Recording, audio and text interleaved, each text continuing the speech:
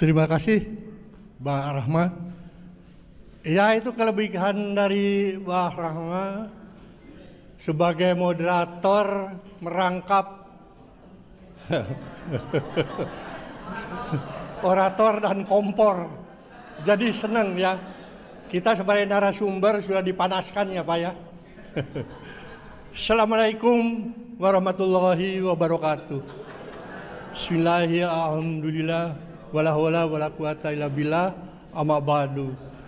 Kepada bapak-bapak, para tokoh senior yang saya hormati, seperti judul di depan, kita ini berkumpul dari lintas para tokoh. Jadi ada beberapa tokoh yang sangat concern terhadap persatuan, kesatuan di antara kita ini. Judul boleh dari sejak lama adili Jokowi dan makjulkan Pupu Pata. Perlu diomongin nih, Pak, silang sini Pak. Oh ya, Sini, Pak. oh di sini ya. Oke, terima. Iya. Saya pikir pidato biasa aja. Rupanya ada podcast nih. Jadi seperti tadi saya katakan bahwa yang hadir di sini baik para narasumber yang saya hormati maupun bapak-bapak sekalian, ibu sekalian yang hadir di depan ini juga semua para tokoh. Kami mengundang dari beberapa kemarin pertemuan beberapa tokoh, ada yang perlu dievaluasi oleh kita bersama. Judul boleh makjulkan Jokowi dulu, sekarang adili Jokowi dan makjulkan Pupu Papa. Itu sekarang. Tapi permasalahannya yang perlu kita perhatikan, tadi sudah disounding oleh Mbak Sarita, bahwa kita ke depan tidak akan bisa selesai cuma 1-2 bulan saja. Barangkali tidak akan selesai seperti itu. Kerusakan luar biasa ya yang dibuat oleh seorang Mulyono ini berdampak juga luar biasa kepada kita semua. Bapak Habib Muhsin tadi sudah mengatakan di sektor politik terutama, hukum, ekonomi, dan lain sebagainya. Kami hanya ingin mengingatkan ya, sehebat apapun perjuangan kita ini, kalau masih ada dalam satu kelompok, kalau masih ada dalam klaster, kalau tidak mau bersatu kita, itu akan kita sulit menghadapinya. Ini yang berat. Kita bayangkan bahwa bicara soal Jokowi itu bukan bicara adili, tapi bicara makjulkan berapa tahun ke belakang. Ya kan? Masih bercokol dan masih berjaya dalam tanda kutip. Termasuk juga Pupu Papa. Di mana-mana kita mengadakan sebuah forum untuk melawan rejim yang dolim itu. Di mana-mana dan siapa, banyak sekali para tokoh kumpul di situ. Hari ini saya kumpulkan lintas, bukan saya, kami para panitia kumpulkan para lintas tokoh, bukan hanya narasumber tapi di depan ini semua. Maksudnya untuk membuat satu kesatuan, satu frekuensi yang sama, satu komitmen bersama untuk melawan dan menyelesaikan judul di depan ini. Itu yang paling penting. Dan kita tahu, bayangkan seperti seorang Said Didu kemarin, bagaimana dia dicoba untuk dikriminalisasi. Teman-teman di Rempang juga sama, bagaimana dia dihabisi, ya artinya dilukai, dan juga hampir ada yang dikriminalisasi juga. Sama, dan saya sudah ingatkan kepada Bung Roy yang luar biasa itu. Dengan Pupu Papanya, dengan keahliannya beliau mengatakan, ini orang nggak bisa jadi wakil presiden. Ini orang sudah melanggar etika berat yang luar biasa. Dan dia bisa mengatakan 99%. Itu semua kita harapkan tidak berjalan berdiri atau sendiri-sendiri. Itu maksudnya. Pak Said Didu jangan sampai beliau sudah sepuh ya, tiba-tiba ya dengan kehebatannya tapi dicoba dikriminalisasi. Itu jangan sampai terjadi. Kita harus bersatu semua di sini memayungi kelompok-kelompok yang bergerak untuk melawan kedoliman itu. Payung hukum saja. Bentuknya terserah nanti Satu menit Rama, lagi ya, maaf. Ya, bentuknya dalam bentuk forum, bisa juga dalam bentuk kaukus. Kaukus para tokoh lintas di sini, mau agama, nasionalis, umat dan lain sebagainya, profesional, kumpullah dalam satu payung. Ya, kita siap mewayungi klaster-klaster pergerakan, klaster-klaster perjuangan. Karena tidak semua kita bisa berjuang turun bawah. Apabila terjadi sesuatu, payung inilah yang mewayungi bersama. Kita lawan rejim dolim bersama, insya Allah berhasil. Saya kira itu saja karena waktunya yang pendek. Wassalamualaikum warahmatullahi wabarakatuh. Waalaikumsalam. Terima kasih. Ya, terima kasih ini Pak Dindin ya. Sekali lagi tepuk tangan untuk Pak Dindin. Ya, selanjutnya ini perwakilan dari Purnawirawan. Kami persilakan Bapak Laksamana Slamet Subianto.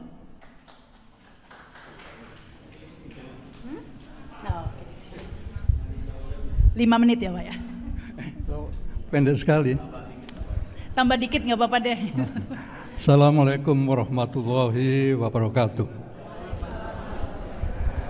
Merdeka! Merdeka! Merdeka! Saya ingin menggarisbawahi apa yang disampaikan oleh yang pertama, Bapak mana? Persatuan kesatuan itu. Kita tidak akan bisa melaksanakan itu, judul itu, apabila kita tidak bisa bersatu. Nah, untuk itu kita harus menetapkan satu tujuan yang harus kita sepakati bersama, yaitu menyelamatkan bangsa dan negara. Jadi semuanya harus sepakat bahwa langkah kita adalah menyelamatkan bangsa dan negara. Titik. Nah, oleh karena itu masing-masing klaster harus mulai menyiapkan kekuatan, menggalang kekuatan, menjahit kekuatan untuk bersama-sama melakukan tindakan apabila perlu adalah tindakan 98 yang kedua. Itu yang harus kita lakukan. Karena semua yang ada saat ini tidak bisa kita harapkan. Tidak bisa kita harapkan. Jadi kita harus melakukan langkah besar, melakukan persiapan diri, menjahit kekuatan untuk merobohkan pemerintahan ini. Setuju nggak? Setuju nggak? Setuju itu loh ya. Nah, baru kita tata. Berkali-kali kita membuat suatu deklarasi, diabaikan, dianggap angin lalu. Tapi kalau kita bisa menggalang kekuatan, kita duduk MPR, baru bergetar mereka semuanya. Ya, oke, setuju nggak?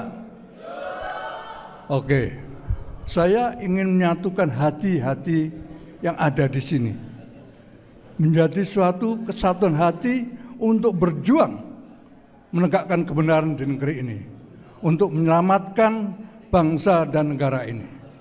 Ya, saya nggak terlalu panjang.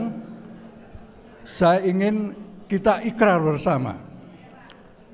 Ayo, tolong berdiri. Ya.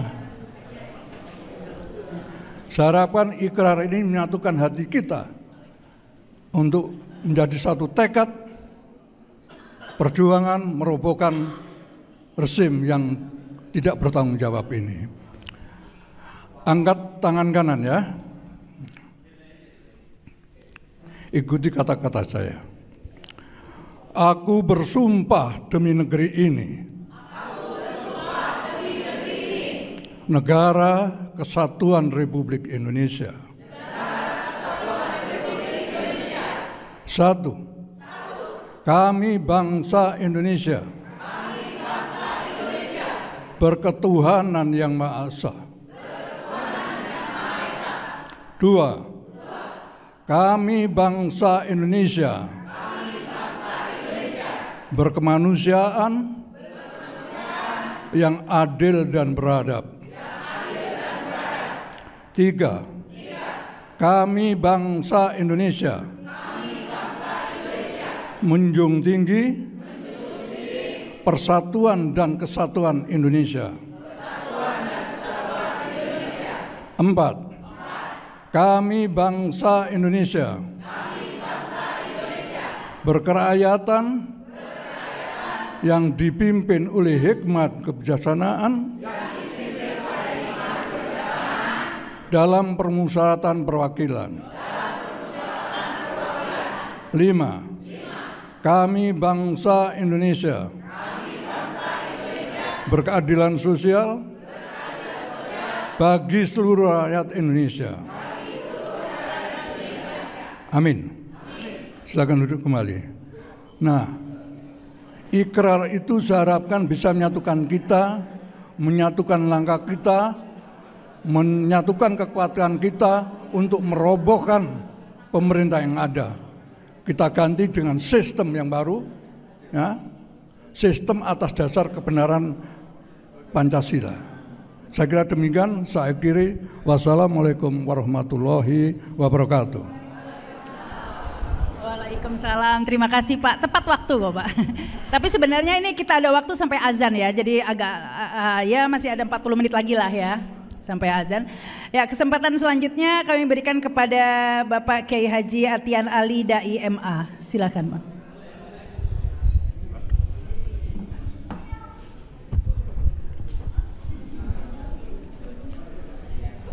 Bismillahirrahmanirrahim.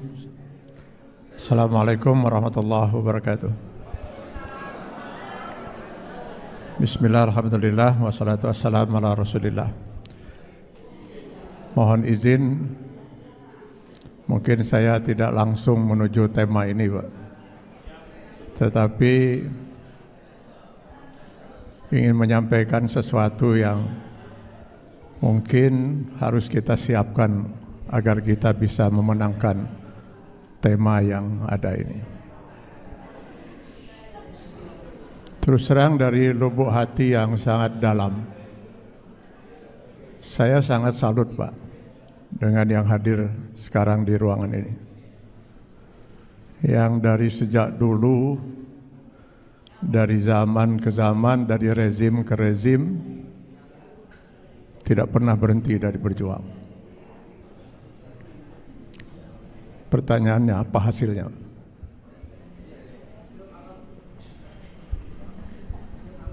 Kita hanya kumpul seperti ini, lalu berorasi, lalu sekali-sekali kita berdemo. Setelah itu, kezaliman terus berlangsung.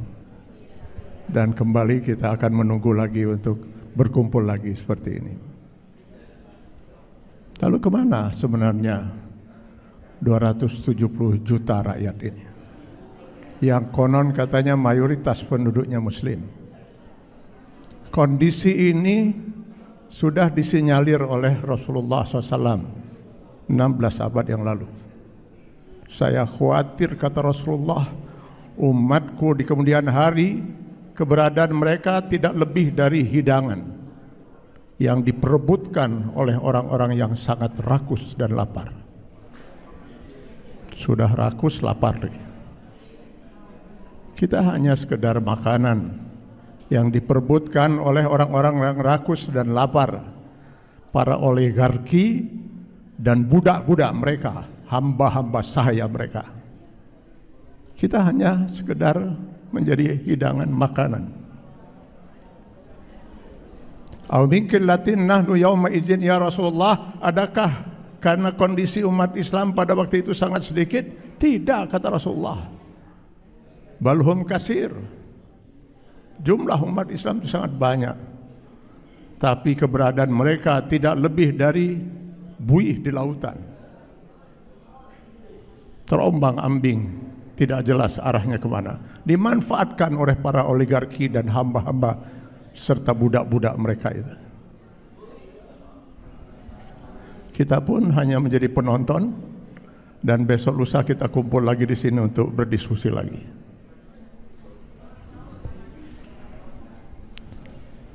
Bapak-bapak dan saudara-saudara sekalian, kezaliman ini tidak akan pernah berhenti, kata Sayyidina Ali radhiyallahu an. Bukan karena banyaknya orang-orang yang jahat, tapi diamnya orang-orang yang baik.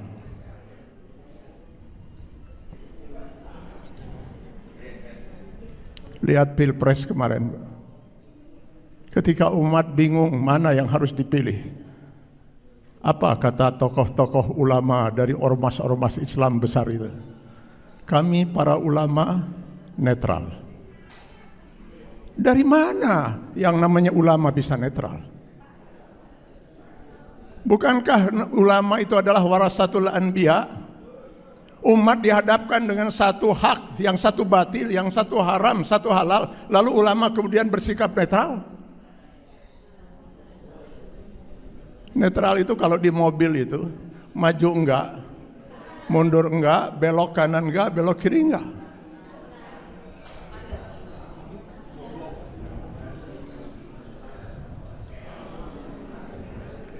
Saya jadi teringat dengan pernyataan Imam An-Nawawi dalam Syarah Sahih Muslim. Mereka yang tidak menyuarakan kebenaran adalah syaitan al-akhras, setan yang bisu. Dan yang menyuarakan kebatilan adalah setan yang berbicara. Kini kebanyakan kita adalah setan-setan bisu.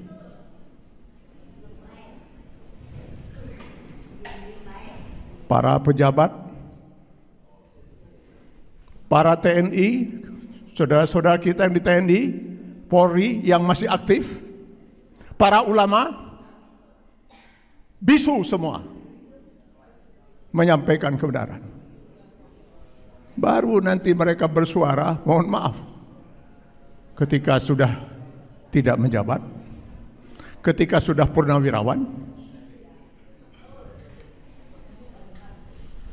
Kemana para ulama? Para ulama kebanyakan sudah menjadi setan-setan bisu. Ini yang harus kita benahi, Pak. Selama ini tidak kita benahi, kita hanya berkumpul saja seperti ini. Tidak akan pernah kita bisa menyelesaikan masalah-masalah besar seperti itu. Karena itu, saya sependapat dengan Pak Didin tadi. Sebaiknya kita segera bentuk sebuah forum. Sebuah forum yang bisa mengantarkan semua pihak yang masih ingin berjuang untuk merasa nyaman berada dalam forum itu. Lalu mari kita bicarakan, Pak, bagaimana membuat setan-setan bisu itu mau berbicara, agar kita bisa bersama-sama. Saya tidak pesimis. Islam mengharamkan kita pesimis, apalagi apatis. Tetapi kita tidak bisa optimis selama kita tidak pernah berjuang secara maksimal untuk memperjuangkan ini. Kata Allah, wa'iddu lahum mastata'tum. Kita harus menyiapkan dulu kekuatan itu, baru kita bisa berjuang. Mungkin waktu saya sudah habis ya. Sebenarnya tadinya saya mau minta waktu yang panjang karena saya 4 jam untuk sampai ke sini, Pak. Tapi baiklah, saya kira tidak ada masalah, mudah-mudahan itu bisa saya sampaikan.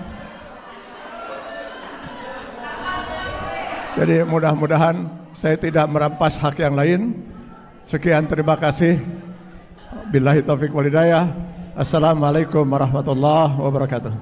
Ya, jadi tadi saya sampaikan, tadi ada masukan misalnya dari Jenderal Fahru Rozi, Pak Gatot Nurmantio, kemudian juga dari Pak Jenderal Purnawirawan Tiasno Sudarto, dan banyak lagi ya teman-teman kita, misalnya ada Pak Saud Situmorang, kemudian Pak Antoni Budiawan, Pak Petrus Celestinus, Profesor Ikrar Nusabakti, Pak Said Didu, dan banyak teman-teman lain termasuk Pak Musni Umar, saya kira hari ini juga datang. Jadi sebetulnya ini adalah tuntutan atau pernyataan sikap dan tuntutan yang sudah dibahas, mudah-mudahan cukup komprehensif, dan mudah-mudahan ini merupakan aspirasi kita, terutama yang hadir di sini dan sekitar 120-an tokoh yang tergabung di dalam Forum Nasional untuk Daulat Rakyat ini. Jadi itu sedikit ceritanya, bahwa ini sudah dibahas cukup lama dan juga setelah mempertimbangkan banyak partisipasi dari kita semua, termasuk ada beberapa jenderal dan beberapa profesor yang sangat aktif mendukung aspirasi kita ini. Baik, saya kira sebagai latar belakang demikian, saya akan membacakan pernyataan sikap dan tuntutan ini, yaitu pernyataan sikap dan tuntutan Forum Nasional untuk Daulat Rakyat. Setelah mengkaji dan melihat perkembangan situasi dan kondisi negara, bangsa, dan kehidupan rakyat dalam beberapa tahun terakhir, kami yang tergabung dalam Forum Nasional untuk Daulat Rakyat atau FNDR memutuskan untuk menyampaikan pernyataan sikap dan tuntutan. Kami menilai rezim Joko Widodo telah gagal melindungi rakyat, seluruh tumpah darah Indonesia, memajukan kesejahteraan umum, mencerdaskan kehidupan bangsa. Rezim Joko Widodo telah mewariskan berbagai masalah yang membuat rakyat Indonesia semakin jauh dari cita-cita sebagai negara dan bangsa yang merdeka, bersatu, berdaulat, adil, dan makmur. Berbagai penyebab kegagalan dan warisan masalah tersebut antara lain adalah: 1.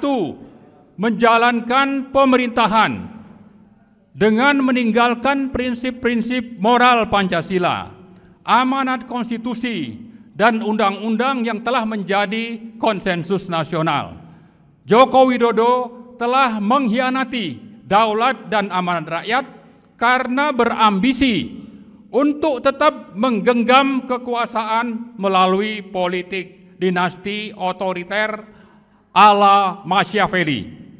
2. Untuk tetap mengendalikan dan mengontrol kekuasaan, Joko Widodo telah bekerja sama erat dengan sejumlah pengusaha oligarkis, pelaku state corporate crimes dalam menyusun dan memproduksi berbagai kebijakan dan peraturan.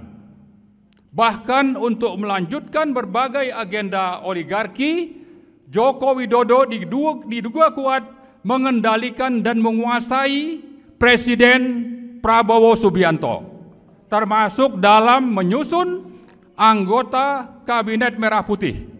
Pada Pilkada 2024, Joko Widodo telah memanfaatkan tangan Presiden Prabowo untuk mengendorse calon-calon tertentu bagi pelanggengan kekuasaannya.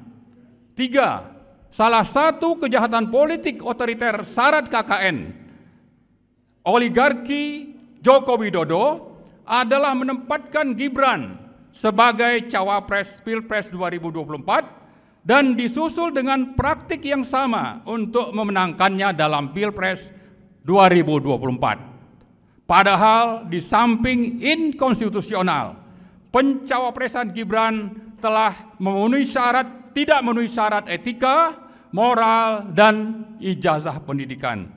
Gibran telah melakukan perbuatan tercela terlihat dari aktivitas akun Kaskus Fufufafa, amoral, yang mestinya diproses hukum, bukan malah dilantik menjadi Wakil Presiden Republik Indonesia. 4. Pembusukan partai politik di satu sisi dan politik sandra ala sprindik atau sprindik. Joko Widodo di sisi lain telah menjadikan DPR yang semestinya menjalankan fungsi pengawasan berubah menjadi endorser kebijakan pemerintah yang merugikan negara dan rakyat sambil memainkan politik sandera. Oligarki Joko Widodo telah menyulap hukum menjadi kepanjangan tangan politik yang berkhidmat kepada kekuasaan oligarki, di mana negara hukum telah berubah menjadi negara kekuasaan. 5. Memelihara para taipan, termasuk yang menjadi proksi Cina, telah sangat berperan mendukung Joko Widodo mencengkram kekuasaan dan berburu rente melalui proyek-proyek swasta oligarkis yang diberi predikat sebagai proyek strategis nasional atau PSN, seperti proyek Rempang, BSD, PIK 2, Surabaya, Frontline, dan Papua Selatan. Dengan status PSN, para oligarki seperti Aguan, Salim, Tommy Winata, dan lain-lain mendapat dukungan penuh rezim untuk menindas, menjajah, menyengsarakan, dan menghancurkan kehidupan rakyat. 6. Simbiosis mutualisme dan KKN rezim Joko Widodo dengan para taipan telah memberi kesempatan kepada sejumlah pengusaha dan Cina RRC menguasai berbagai sektor kehidupan berbangsa dan bernegara, terutama di sektor-sektor ekonomi, keuangan, SDA, industri, perdagangan, dan sebagainya. Hegemoni dan penjajahan senyap ini telah menjadi ancaman serius atas pertahanan, kedaulatan, kemandirian, dan ketahanan nasional Indonesia ke depan. 7. Pelanggaran HAM menjadi kejahatan sistemik rezim Joko Widodo. Tewasnya 800-an petugas pemilu berakhir tanpa proses hukum. Padahal Perhimpunan Kedokteran menyatakan kematian tersebut bukan karena kelelahan tetapi by design. Peristiwa pembunuhan 6 orang pendemo Bawaslu 21-22 Mei 2019, pembantaian 6 laskar pengawal HRS, hingga kasus Kanjuruhan yang menewaskan lebih dari 300 orang rakyat Indonesia adalah pengabaian kemanusiaan dan bahkan bisa disebut sebagai rekayasa dan kejahatan politik. 8. Lahirnya Kepres nomor 17 2022 tidak menjelaskan siapa kelompok yang mana yang telah melakukan pelanggaran HAM berat dan siapa yang menjadi korban. Maka dalam kasus 1965 dengan mudah umat Islam dan TNI diposisikan sebagai tertuduh, sementara PKI dibela sebagai korban dan akan mendapatkan ganti kerugian. Kemudian dengan terbitnya Inpres nomor 9 2023 sebagai tindak lanjut dari Kepres 17 2022 semakin memperjelas kejahatan rezim Joko Widodo kepada PKI yang sudah dibubarkan melalui TAP MPR. Nah, yang terakhir 9, umat Islam dijadikan target pelumpuhan melalui stigmatisasi teroris, radikal, intoleran, bahkan politik identitas. Moderasi beragama disampingkan untuk sekularisasi, pengembangan nilai, dan deislamisasi. Sementara pragmatisme, mistisisme, hedonisme, dan masyawilisme tambah berkembang menjadi-jadi.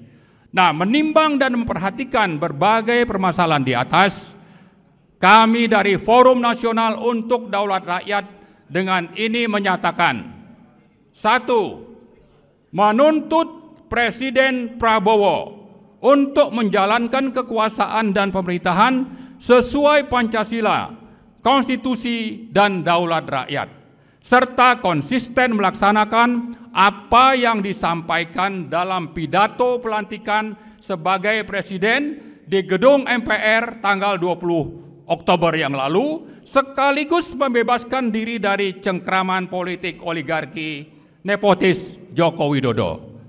Kedua, menuntut DPR, DPD, dan MPR menjalankan kewenangan sesuai Undang-Undang Dasar 1945 untuk segera memproses pemakzulan Wakil Presiden Gibran Rakabuming Raka karena telah tidak memenuhi syarat sebagai Wakil Presiden. Ketiga, menuntut Presiden Prabowo memproses hukum para konglomerat hitam yang telah bekerja sama mendukung rezim oligarki Joko Widodo yang menjadi penyebab kesengsaraan dan kerugian negara, kesengsaraan rakyat dan kerugian negara. Keempat, mengajak seluruh komponen rakyat untuk menuntut agar berbagai kejahatan dan pelanggaran hukum yang telah dilakukan oleh mantan Presiden Joko Widodo diproses di pengadilan. Demikian pernyataan sikap dan tuntutan ini dibuat dan disampaikan sebagai wujud pertanggungjawaban bersama dalam rangka menegakkan daulat dan amanat rakyat berdasarkan Pancasila dan Undang-Undang Dasar 1945. Terima kasih. Assalamualaikum warahmatullahi wabarakatuh. Merdeka! Merdeka! Merdeka! Adili Jokowi. Maksudkan Gibran. Sekali lagi, adili Jokowi. Maksudkan Gibran. Terima kasih. Assalamualaikum warahmatullahi wabarakatuh. Waalaikumsalam warahmatullahi wabarakatuh.